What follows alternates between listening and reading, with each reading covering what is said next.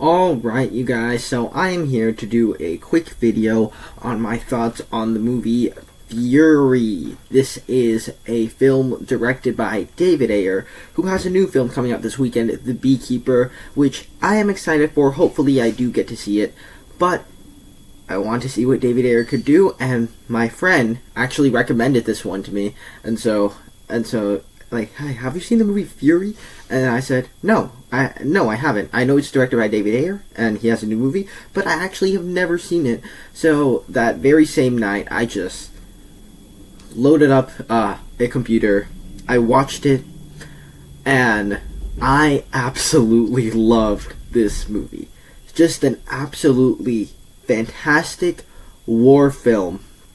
And it's crazy to me to think how I had never seen this movie before. I'd seen 1917, I'd seen Saving Private Ryan, but I had never seen this movie, like All Quiet on the Western Front, like from 2022. I'd seen all those, but I've never seen the movie Fury, and I watched it for the first time last night, and yeah, I thought this was just a great war film. Like, I'm just like, I absolutely love this.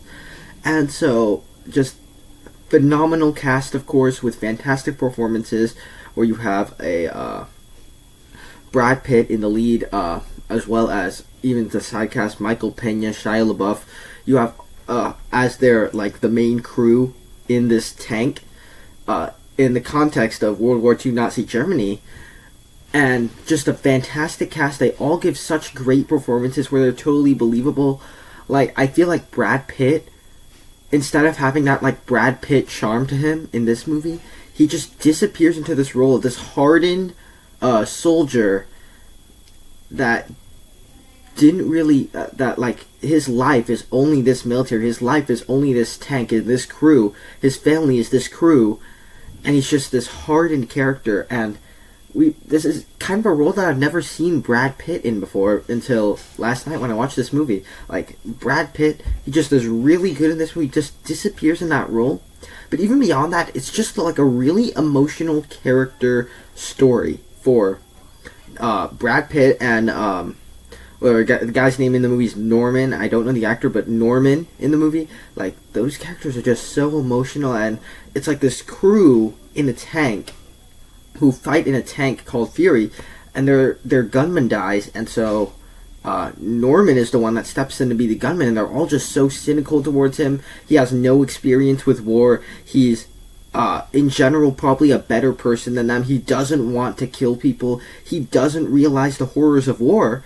And when you get him to contrast with these hardened soldiers that are in battle in the tank, I just thought it was really well done. The way that was done, like, when you have the right person step in to this movie, and I could just lead to some really emotional character moments, kind of a character arc for Brad Pitt as he hardens up less. The entire crew hardens less on Norman, and I don't know, I just thought it was done really well. And so it gets really emotional by the end of it. You have a big epic final battle, and this is a movie where there's, like, no clear villain. Like, there's not that person that you absolutely hate and you're trying to go against, and yet it still manages to effectively build some tension in the war sequences. And even beyond that, with the war sequences themselves, they're awesome, action-packed, and it just builds tension really effectively. And although this movie gets really dark at times, really bleak, it has the right amount of pauses in the middle of all these battles of being in the tank.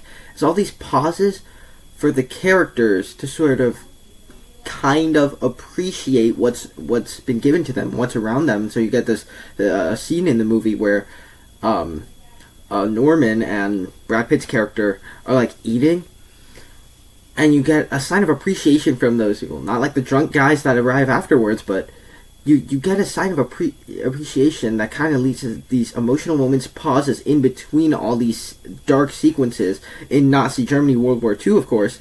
And so, yeah, I just thought this movie was really well done. Like, I absolutely loved what they did with this, and if you haven't seen Fury, go fix that. Watch Fury. It's awesome. And so overall, I think I'm going to give this one an A. And this made me excited to check out David Ayer's new movie this weekend, The Beekeeper, the Jason Statham action movie. And now I've seen 2 David Ayer films, Suicide Squad and this movie. And so it's become one of my favorite war movies, and I absolutely loved it. Go check it out if you haven't yet. And there you have it. Those are my thoughts on Fury. Down below in the comment section, share what you thought of it over on my channel. I have more content like this. Check those out right now. Thank you guys so much for sticking around to the end. I will see you in the next one.